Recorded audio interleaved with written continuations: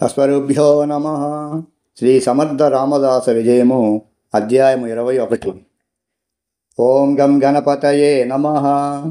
ఓం శ్రీ సరస్వత్యై నమ. ఓం శ్రీ గురుదత్తాత్రేయాయ నమ.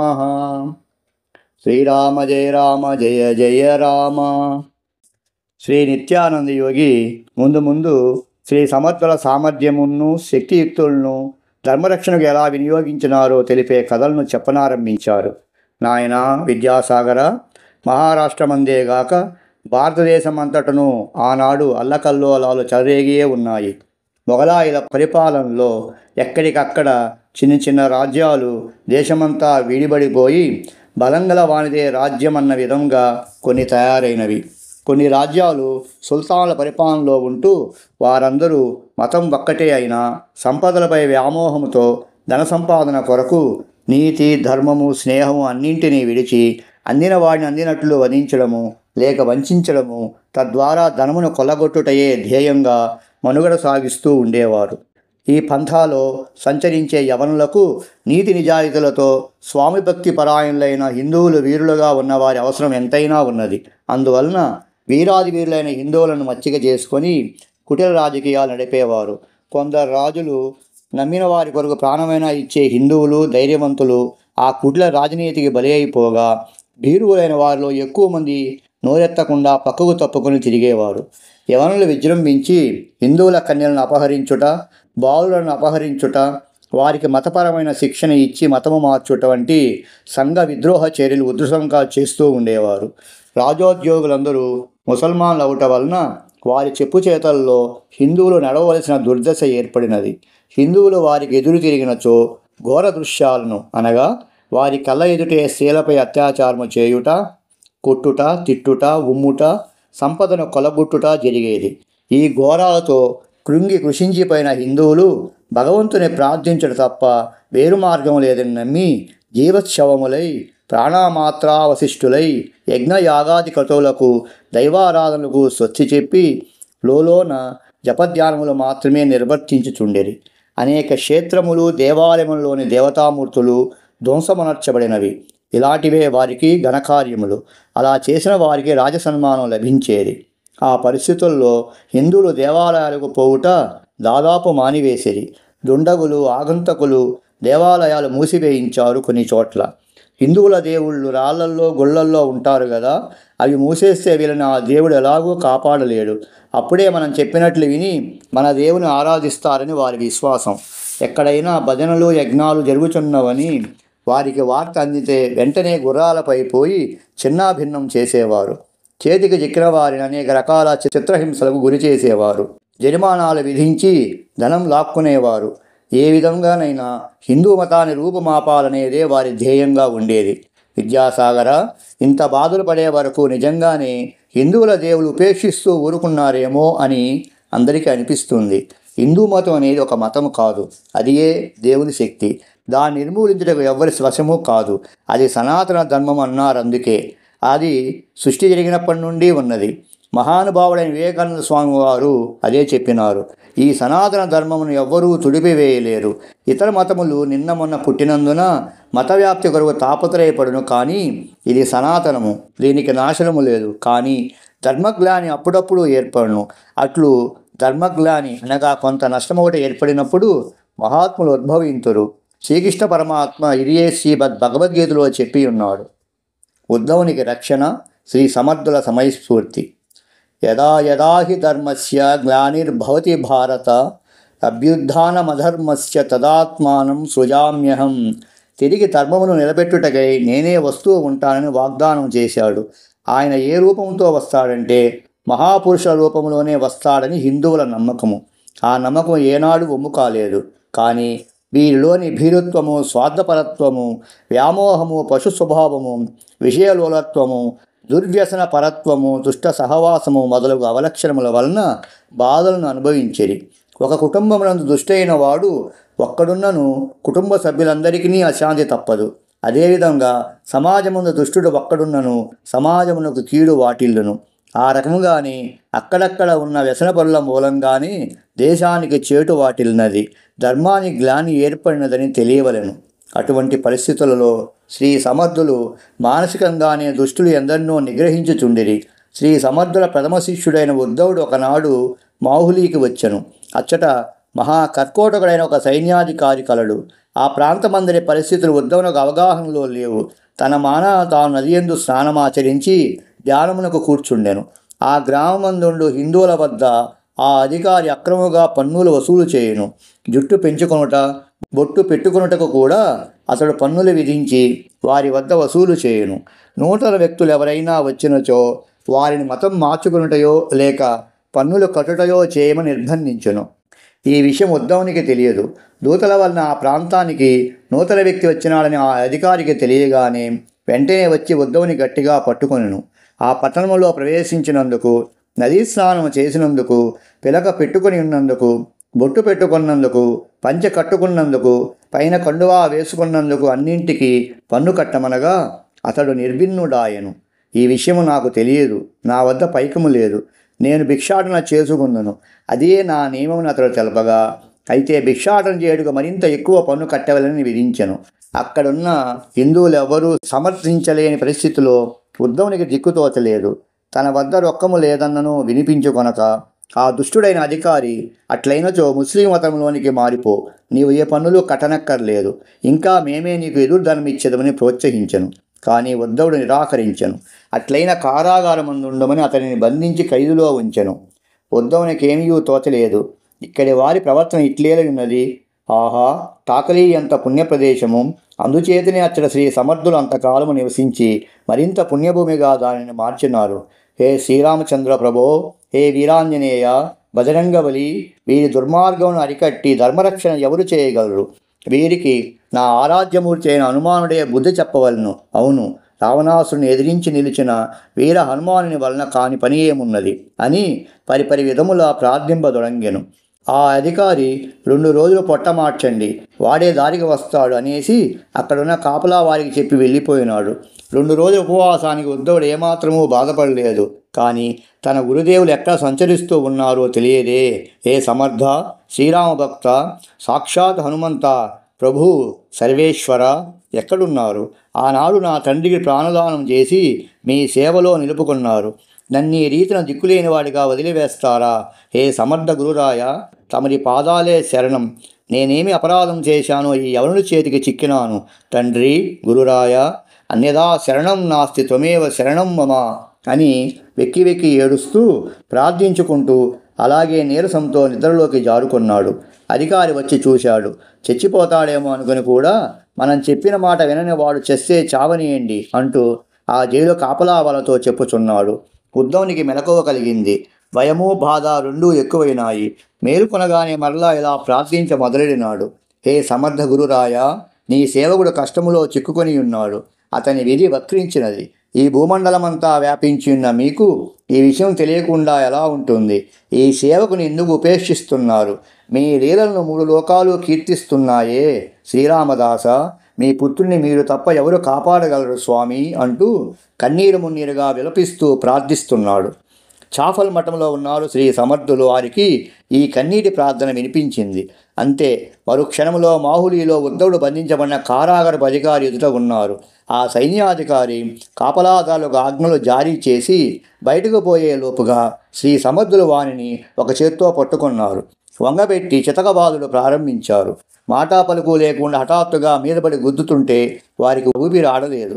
సరిగదా మతిపోయినట్లయినది. వాడి మాట వాడి నోట్లోంచి బయటికి రాలేదు. అంతటి బలిష్ఠుడైన ఆ సైన్యాధికారికి తిరగబడే అవకాశము కూడా ఇవ్వకుండా దెబ్బ మీద దెబ్బలు, గుద్దులు పడుచున్నాయి. ఎవరు ఎందుకు ఇలా కొడుతున్నారని అడగాలన్నా అవకాశం ఇవ్వకుండా గుద్దులు గుద్దినారు. అటువంటి దెబ్బలు, గుద్దులు వాడెన్నడూ తిని ఉండలేదు. శ్రీ సమర్థులు సాక్షాత్ హనుమంతుని అవతారం. అందువలనే అతను తట్టుకోలేకపోయాడు. శరీరమంతా ముద్దయిపోయింది. ఆ దెబ్బలకు ఆవజీవాలు కృంగిపోయినాయి. ఒకర్చుచూ చివరి ఉపాయంగా ప్రాణాలన్నీ కూడగట్టుకొని స్వామి పాదాల భయపడి, స్వామి మహారాజ్ రక్ష రక్ష అన్నాడు. ఒక్క క్షణం శ్రీ సమర్థులు ఆగి తీవ్ర కంఠస్వరముతో, చెప్పు ఖాన్, ఈ దుష్టకార్యంలో భాగస్థులు ఎవరెవరు ఉన్నారు చెప్పు అంటూ గర్జించారు. ఈ ఖాన్ గారి అవస్థను చూసి మిగిలిన వ్యక్తులంతా అక్కడి నుండి పరారైనారు. ఖాన్ ఒక్కడే చిక్కాడు. వడలంతా శిథిలమైనది. నిలబడలేకపోతున్నాడు. ముక్కులోంచి నోట్లోంచి రక్తము కారుచున్నది. ఏమిరా, మాట్లాడవేమి? ఎందుకిలా అరాచకం చేస్తున్నారు? అడిగేవారు లేరనియా? హిందువులు ముస్లింలుగా మారిపోవాలా? మారకపోతే పన్నులు కట్టాలా? ఏమిరా నీ అహంకారము? ఎవడురా నీకు ఇలా వసూలు చేయమని చెప్పింది? ఇకపైన చేస్తావా అని గొంతు పట్టుకొని ప్రశ్నల వర్షం కురిపించుతుంటే వాడు గుక్క తిప్పుకోలేకపోయాడు. ఆ పరిస్థితుల్లో రక్తసిక్తమైన శరీరంతో ఆయనను ఆపగల శక్తి వేరెవరికీ లేదని, తననెవరూ రక్షించలేరని గ్రహించి ఆయననే స్వామి మహారాజ్ రక్షించండి, తప్పు చేశాను, క్షమించండి అంటూ ప్రాధేయపడినాడు. శ్రీ సమర్థులు, ఇంతటితో నీకు బుద్ధి వచ్చినట్లేనా అన్నారు. బుద్ధి వచ్చినది. ఇక హిందువుల పట్ల వైరం మానుకుంటాను, నా సోదరుల వలె చూసుకుంటానని అంటూ సంజాయిషి చెప్పుకున్నాడు. ఒరే ఖాన్, అందరూ ఆ భగవంతుని బిడ్డలేరా? నిన్నిప్పుడు చంపినా అడిగేవాడు లేడు, కానీ చంపకుండా ఎందుకు వదిలేస్తున్నాను? మీ జాతికి అంతటికీ బుద్ధి రావాలి, అందరూ అల్లా బిడ్డలను మీరు ఒప్పుకోవాలి అంటూ గర్జించారు. బిక్కదచ్చిన ఖాన్, తప్పకుండా ఒప్పుకుంటాను. మీరింతటి గొప్పవారు నాకిప్పుడే తెలిసినది. నన్ను దయచూడండి. నా పరువంతా పోయినది, నా అహంకారం కూడా పోయినది. స్వామి, మీ పాదాల తోడు, నేను మారిపోయాను. ఈ బోధ ఎన్నటికీ మరువను అంటూ ఒట్టు పెట్టుకున్నాడు. శ్రీ సమర్థులు, మరి ఈ సంఘటన మీ రాజుతో చెప్తావా అని అడిగారు. అమ్మో, ఇది తెలిస్తే నన్ను ఒక కాఫీర్ చేతిలో దెబ్బలు తిన్నావా అని ఉరి తీయిస్తాడు. నా బిడ్డలపై ఆదా నేనెవరికీ చెప్పనన్నాడు. ఈ విషయం ప్రాణం పోయేదాకా నాతోనే ఉంటుంది. అప్పుడే ఈ దెబ్బలకు దడిసి దూరం నుండి చూసిన వారిని కూడా పిలిచాడు. వారితో కూడా ఈ మాట ఎవ్వరికీ తెలపరాదని ఆజ్ఞాపించాడు. శ్రీ సమర్థులు చెప్పనక్కర లేకుండానే వారి ఉద్దేశం గ్రహించి ఉద్ధవ్ని మరియు అప్పటిదాకా ఖైదులో ఉంచి హింసిస్తున్న మరికొందరు వ్యక్తులను కూడా విడిపించేశాడు. స్వామి మహారాజ్, ఇకపై ఏ హిందూ సోదరుని ఇబ్బంది పెట్టను అంటూ ఉండగానే ఉద్ధవుడు విడుదలై వచ్చాడు. శ్రీ సమర్థులు తమ ప్రేయశిష్యుని చూస్తూనే కన్నీటి పర్యంతమై, నాయనా ఉద్ధవా, వచ్చావా అంటూ హృదయానికి హత్తుకొని తన సంచిలోండి పండ్లు రొట్టెలు తీసి ఇచ్చారు. ఒరే ఖాన్, నిన్నిప్పుడు ఆ చీకటి కొట్టులో పడేసి 4 రోజులు పస్తులుండేటట్లు చెయ్యమంటావా అన్నారు. ఖాన్ సాహెబు, స్వామి, బుద్ధి బుద్ధి, చేసిన తప్పులు ఒప్పుకున్నానుగా, మరెన్నడూ ఇలా తప్పు చేయను. నాకు బుద్ధి చెప్పారు కదా, ఖుదా అందరికీ ఒక్కడే అన్నాడు. అన్నీ ఆయన కొట్టిన దెబ్బల ఫలితమే. విద్యాసాగర, శ్రీ మహావిష్ణువు అసుర సంహారం చేస్తే ఆ అసుల జీవజ్యోతి మరి శ్రీ మహావిష్ణువులోనే ఐక్యమవుతుంది. అలాగే మహాత్ములు కొట్టిన ఆ దెబ్బల ద్వారా వారికి జ్ఞాన ప్రదానం చేస్తారు. అందరూ అల్లా బిడ్డలేనన్నమాట అతనికి అర్థమైనది. మీ దెబ్బలతో నాకు జ్ఞానోదయమైంది. దైవమే అన్ని రూపాల్లో ప్రకటమవుతూ ఉంటారు. రామ్ రహీం ఒక్కడే అని అర్థం చేసుకున్నాను. ఇంక మీద అందరినీ అల్లా బిడ్డలుగా చూసుకుంటాను. ఇక మీద ఇటువంటి తప్పులు చేయను, దయ ఉంచి మన్నించండి అని చెప్పి ఆయన్ను కొన్ని రోజులు ఆ ఊళ్ళో ఉండమని ప్రార్థించాడు. ఎటువంటి అసౌకర్యము లేకుండా చూసుకుంటానని మరీ చెప్పి బ్రతిమాలి ఆయన ఉండడానికి గాను చక్కని బస ఏర్పాటు చేశాడు. ఇక్కడ నేను ఉండాలంటే కొన్ని నియమాలున్నాయి నాకు. భక్తి జ్ఞాన ప్రబోధాలు చేయకుండా నేను ఎలా ఉంటానని శ్రీ సమర్థులు అనగా, అక్కడ అందుకు కూడా ఖాన్ సాహెబ్ ఒప్పుకున్నాడు. గ్రామంలో ఉన్న హిందువుల సంతోషానికి మేరలేదు. ఖాన్ను ఓడించుట. రోజులు హుషారుగా సాగుచున్నాయి. మాహులీలో పూర్వపు వైభవం, ఉత్సాహం తిరిగి మొదలైనది. భజనలు, కీర్తనలు, నైవేద్యాలు జోరుగా సాగుతున్నాయి. ప్రజలు ఆనందోత్సాహములతో తమ నిత్య కార్యక్రమములను, అనుష్ఠానములను నిర్వహిస్తున్నారు. సమర్థుల వారి రాక ఆ ఊరి ప్రజలను కష్టాల నుండి గట్టెక్కించి మత మార్పిడి నుంచి కాపాడినది. ఎటు చూచినా పండుగ వాతావరణమే. ఇటువంటి ఆనంద సమయంలో ఒక దినమున ఖాన్ సాహెబ్ సమర్థుల వారి వద్దకు వచ్చి భక్తి వినయములతో సలాం చేసి ఇలా అన్నాడు. స్వామి, మా ఊరి చివర వినోదం కోసం విల్లంబుల పోటీ పెట్టుకున్నాము. గురి చూసి కొట్టే పోటీ. అది చూసేందుకు తమరు రావాలి అన్నాడు. వినోదం కోసం అంటున్నావు కాబట్టి పద మరి అని సమర్థుల వారు వారితో పాటు బయలుదేరారు. విలువిద్య నేర్చిన వారందరూ చేరారు. ఒకరు బాణం వేస్తే దానిని ఎదుటివారు తెచ్చి ఇవ్వాలి. ఎవరు అలా బాణాలను పట్టుకొని రాలేకపోతే వారు ఓడిపోయినట్లు. అది ఆట. ఇది అందరికీ వినోదము. పోటీ అత్యంత కుతూహలంగా సాగుతున్నది. ఖాన్ సాహెబ్ ముందు ఎవరు నిలవలేకపోయారు. అందరిలో విజేతగా ఖాన్ సాహెబ్ నిలిచాడు. సమర్థుల వారి తతంగానంతా గమనిస్తూనే ఉన్నారు. ఖాన్ సాహెబ్ నేర్పరితనాన్ని, అతని ముందు చిత్తుగా ఓడిపోయిన వారిని కూడా ఆయన వీక్షించారు. చివరకు ఖాన్ సాహెబ్, స్వామి, మీరు కూడా వస్తే ఆట రక్తి కడుతుంది అన్నాడు. సర్వాంతర్యామైన స్వామివారికి తెలియనిది ఏమున్నది? ఖాన్ సాహెబ్ దురుద్దేశం ఆయనకు అవగతమైనది. స్వామివారు మందహాసంతో తప్పదంటావా అంటూ మా వంటి సాధువులతో పోటీ పడడం సరికాదు. వినోదార్థం అంటున్నావు కాబట్టి చూద్దాం అంటూ విల్లుని ఎడం చేత్తో తీసుకొని అతని ముందు బాణం వేయమని విల్లందించారు. ఖాన్ సాహెబ్ బాణాలు వేస్తున్నాడు. విల్లు నుంచి బాణం బయటికి రావడం తడవుగా వెంటనే ఎడమ చేత్తో అవలీలగా పట్టేస్తున్నారు సమర్థుల వారు. ఖాన్ సాహెబ్ బాణాలన్నీ పూర్తయ్యాయి. అన్నింటినీ పట్టుకొని తీసుకొని వచ్చారు. ఖాన్ సాహెబ్ వంతు పూర్తయినది. ఇక సమర్థుల వారు ప్రారంభించారు. మొదటి బాణం సంధించారు. ఖాన్ సాహెబ్ ఒక మైలు దూరం పరిగెత్తి ఆ బాణం తెచ్చాడు. రెండో బాణం సంధించారు సమర్థులు. ఆ బాణం కూడా పట్టలేకపోయాడు ఖాన్. అది ఇంకో మైలు ఎక్కువ దూరంలో పడినది. ఒక్కొక్క బాణం ఒక్కొక్క మైలు దూరం పెరుగుతూ పోతున్నది. దగ్గర 10 మైళ్ళ వరకు పరిగెత్తి ఆయాసంతో రొప్పుతున్నాడు. సమర్థుల వారు ఖాన్ సాహెబ్తో, ఈ ఆట చాలా ఆసక్తికరంగా బాగుంది, సాయంత్రం వరకు ఆడదామా అన్నారు. ఖాన్ సాహెబ్ పై ప్రాణాలు పైనే పోయినంత పనైనది. జీవితంలో ఇంకెప్పుడు ఈ ఆట ఆడరాదని అనుకుంటూ, స్వామి, ఈసారి మీరు బాణం వేస్తే తీసుకురావడానికి నేను వెళ్తాను. నా వెనుక నలుగురు వచ్చి నన్ను మోసుకొని రావాల్సిందే. స్వామి, ఈ ఊళ్ళో నాకున్న ఏకైక పరపతి ఈ బాణం వేయటంలోనే. మీ పుణ్యాన ఈ రోజు నుంచి అది కూడా తుడిచిపెట్టుకుపోయినది. మీరు సామాన్యులు కారు. నా జన్మలో ఇటువంటి వారిని చూడలేదు. మీకు దాసానుదాసుణ్ణి కరుణించండి అన్నాడు. ఆయన పాదములపై పడి మన్నించమని వేడుకున్నాడు. అప్పుడు శ్రీ స్వామివారు అతనికి ఈ విధంగా బుద్ధి చెప్పినారు. చూడు ఖాన్, ప్రపంచంలో మనకంటే తెలివైన వారు, బలం కలవారు, నేర్పుగలవారు, జ్ఞానులు అయిన వారు అనేక మంది ఉంటారు. చాడిని తన్నేవాడుంటే వాడి తల తన్నేవాడు మరొకడు ఉంటాడు. ఎంత గొప్పవాడైనా వాడిని మించేవాడు ఉంటారని తెలుసుకోవాలి. అందువలన ఎవరిని ఎట్టి పరిస్థితుల్లో నీచముగా చూడరాదు. ఎవరిని తక్కువగా అంచనా వేయరాదు. అధికారము, హోదా ఉన్నాయని అందరినీ హింసిస్తే అదే నీకు శాపమే ఎదురొస్తుంది.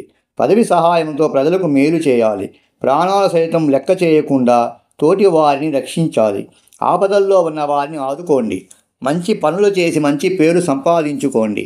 అప్పుడు భగవంతుడు ప్రసన్నుడవుతాడు.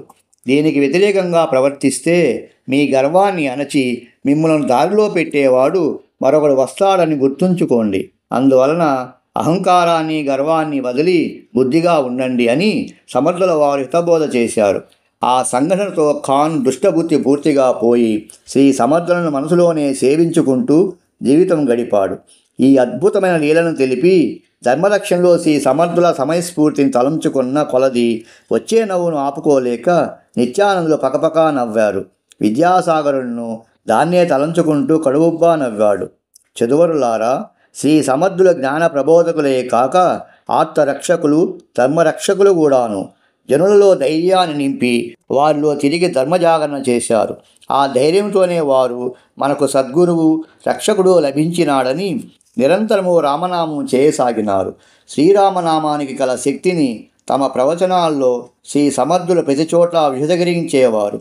భక్తులు విలవనితే భగవంతుడు సాక్షిభూతంగానే ఉంటాడని, ఆర్తితో నీవే తప్ప నితం పరంబెరుంగన్ అని వేడినప్పుడు తప్పక వచ్చి రక్షిస్తాడని చెప్పేవారు. ధర్మనిరతులై ఉండి ధర్మాన్ని అనుసరించండి. ధర్మరక్షణ జరగాలని ప్రార్థించండి, ప్రయత్నించండి. ఇందుకై మీరు ఎవరితోనూ యుద్ధము అనరించవలసిన పని లేదు. ధర్మాన్ని ఆచరించినచో మీ ధర్మాచరణమే దైవస్వరూపమై మిమ్ములను సమయానుకూలంగా రక్షించునని బోధించారు. లోకోద్ధరణ కార్యం జరుగుతున్నది. మానవులై పుట్టినందులకు ఈ ధర్మకార్యాల్లో పాల్గొనే ప్రయత్నం చేయండి. మీ జన్మలను సార్థకం చేసుకొనండి. మీ అందరికీ శ్రీరామరక్ష లభిస్తుంది. శ్రీ నిత్యానందుల వారు ఇలా మరొక్క లీలను వివరించారు. విద్యాసాగర, విన్నావు కదా, శ్రీ సమర్థుల శిష్యరక్షణ సామర్థ్యమును, ఉద్ధవుని రక్షించిన ఘట్టం తర్వాత మరో శిష్యుడు ఒకసారి చిక్కులో పడితే రక్షించిన దానిని చెప్పుకుందాము. శ్రీ సమర్థుల వారు శిష్యులను ఎంపిక చేసేటప్పుడే వారి పూర్వాపరాలు తెలిసిపోయేవి. బలవంతులైన వారిని ఎన్నుకునేవారు, లేకుంటే వారిని బలోపేతం చేసేవారు. శారీరక బలం ఉంటేనే సాధన చక్కగా సాగి శరీరం మరింత బలంగా తయారవుతుంది. యోగాభ్యాసానికి, జప తప సాధనకు శరీర బలం ఎందుకు? శరీరం బలంగా తయారైతే విషయవాంఛలు పట్టుకోవా అని కొందరు శరీరాన్ని శుష్కింపజేయాలని భావిస్తారు. అది పొరపాటు. శరీర బలానికి మనోబలం తోడుగా ఉంటే విషయవాంఛలు ఎన్నటికీ దరిచేరవు. మనోదౌర్బల్యం గలవానికి శరీరబలం లేకున్నా లౌకిక విషయ వాంఛలు పీడిస్తూ ఇంకా బలహీనం చేసి మృత్యుముఖంలోకి నెట్టివేస్తాయి. కాబట్టి అన్నింటికీ మనోనిగ్రహం చాలా గొప్పది. గురు అనుగ్రహంతో మనోబలం వస్తుంది. ముసల్రాముకు రక్షణ. శ్రీ సమర్థుల శిష్యుల్లో మంచి బలవంతుడైన బ్రహ్మచారి శిష్యుడు ఒకడు ఉండేవాడు. అతడు చాలా యోగ్యుడు. అతడు నిత్యము 1200 సూర్య నమస్కారములు చేసేవాడు. సుమారు 7 అడుగుల పొడవు, 5 మణుగులు అనగా 50 కేజీల బరువు గల రోకల్ని భుజాన మోస్తూ దానితో సాధన చేస్తూ ఉండేవాడు. అది గురుదేవుల ఆజ్ఞ. అతని జోలికి ముస్లింలు ఎవరైనా పోయేటందుకు జడిసేవారు. అతనికి ముసల్రామ్ అని పేరు పెట్టారు శ్రీ సమర్థులు. ముసలం అనగా రోకలి. రోకలి ధరించిన వాడు కావున ఆ పేరుతో పిలిచేవారు గురుదేవులు. అతను శ్రీ సమర్థుల ఆజ్ఞను శిరసావహించే ప్రియశిష్యుడు. ఆయన చెప్పినట్లు ఏ కార్యాన్నైనా నిర్వహించి చూపించేవాడు. అదే నా విధి అని భావించేవాడు. ఉత్తమ శిష్యులు గురుని ఆదేశాలను పాటించేందుకు సంసిద్ధమైతే చాలు, సద్గురుని అనుగ్రహం అపారంగా వర్షించి ఆ కార్యాన్ని నిర్వహించే శక్తిని ప్రసాదిస్తుంది. ఇది ఆనాడు ఈనాడు కూడా జరుగుతున్న విశేష ప్రక్రియ. ముసల్రామ్ గోసావి అనే శిష్యుడు కూడా ఏ విధమైన జింకగుంకులు లేనివాడు. ఇతనిని అందువలనే మసూరి అనే గ్రామంలో ఉన్న మఠానికి అధిపతిని చేశారు శ్రీ సమర్థుల వారు. ఆ మఠాధిపత్యాన్ని అప్పగించినప్పటి నుంచి అతి సమర్థవంతంగా ముసల్రామ్ దాన్ని నడుపుచున్నాడు. ఇతనంటే ముసల్మాన్లకు పఠాన్లకు హడల్. అంతేకాక ఈర్ష్య కూడా ఉండేది. ఇతడు ఒక్కసారిగా 10-12 మందినైనా అవలీలగా కొట్టగల సామర్థ్యం గలవాడు. ఇతనితో వైరం పెట్టుకుని గెలవలేదెవ్వరు. అందుకని వారంతా కలిసికట్టుగా ఒక పన్నాగం పన్నినారు. ఒకరోజు అందరూ కలిసి దారిలో వెళ్ళే ముసల్రామ్ను అడ్డగించి అతనిని పరిహసించజాగారు. వారు అతనిని ఆ రోకల్ని కింద పెట్టు అన్నారు. ముసల్రామ్ దాన్ని కింద పెడుతూ, ఏమి మీరు మోస్తారా అని అడిగినాడు. వారి ఉద్దేశం దానితోనే ముసల్రామ్ బుర్ర పగలగొట్టాలని. అందుకే ఒకడు వెంటనే దాన్ని ఎత్తే ప్రయత్నం చేశాడు. కానీ అతని వల్ల కాలేదు. దాని కారణంగా వారికి భయం పట్టుకున్నది. ఇద్దరు కలిసి ప్రయత్నించారు, ఎత్తలేకపోయినారు. మరొకడు కలిసి ప్రయత్నించారు. ఒక్కరొక్కరుగా నలుగురు కలిసిన ఆ ముసలాన్ని ఎత్తలేకపోయారు. ఇక ఉక్రోషాన్ని ఆపుకోలేక ఆ మ్లేచ్చులందరూ కలిసి ముసల్రామ్ను కొట్టడానికి అతని భయపడ్డారు. ముసల్రామ్ అవలీలగా జై జై రఘువీర సమర్థ అని గర్జించి వారందరినీ మట్టి కరిపించాడు. ఇది చూచి దారిన పోయే మరికొంతమంది తురుష్కులు అతనిపై కలయబడ్డారు. వారిని కూడా చాలా చాకచక్యంతో పడగొట్టాడు ముసల్రామ్. చివరికి ఉక్రోషం పట్టలేక ఒక తురుష్కుడు తుపాకీ గురిపెట్టగా సమర్థుల వారు అచ్చట ప్రత్యక్షమై జై జై రఘువీర సమర్థ అంటూ తమ బెత్తంతో అతనిని చావగొట్టసాగారు. ఇంతలో ముసల్రామ్ చేతికి దొరికిన వారిని దొరికినట్లుగా కొట్టసాగాడు. వారందరూ సమర్థుల వారిని శరణు పొందారు. తర్వాత ముసల్రామ్ గురుదేవుల పాదాలకు వందనం చేస్తూ, గురుదేవా, నిరంతరము మీ కృప నాపై ఇలాగే ఉండాలి అంటూ ఆనంద బాష్పాలు కార్చాడు. ఈ విధంగా సమర్థుల వారు తమ శిష్యుడైన ముసల్రామును తగిన సమయంలో రక్షించారు. వారి శిష్య రక్షణకు ఇవి కొన్ని ఉదాహరణలు మాత్రమే. శిష్యులనే కాదు, శరణాగతులను కూడా ఆ విధంగా ఎందరినో ఆదుకున్నారు. మహాత్ములకు శిష్టరక్షణయే కర్తవ్యము. ఎంత దూరాన ఉన్నా వారి రక్షణ తలుచుకోగానే అందుతుంది. వారు ఒక చోటు నుండి ఒక చోటికి ఆపత్కాలంలో ఆదుకునేందుకు యోగ గమనంతో వెళ్ళేవారు. కానీ వారు నిరంతరము కాలినడకనని అడవుల్లో తిరిగేవారు అని నిత్యానందుల వారు ఈ లీలతో ఆనాటి ప్రవచనమును ముగించినారు. జై జై రఘువీర సమర్థ అని జయ జయనాదములు చేసినారు. జయ జయ రఘువీర సమర్థ, శ్రీరామ జయ రామ జయ జయ రామ. ఇది విద్యాసాగర శ్రీ నిత్యానంద యోగి సంవాద రూపమున శ్రీ దత్తాత్రేయ సంప్రదాయ శిష్య పరంపరలోని శ్రీ శ్రీ శ్రీ స్వామి విఠలానంద సరస్వతి మహారాజ్ విరచిత శ్రీ సమర్థ రామదాస విజయములోని 21వ అధ్యాయము సంపూర్ణం. ఓం శాంతి శాంతి శాంతి.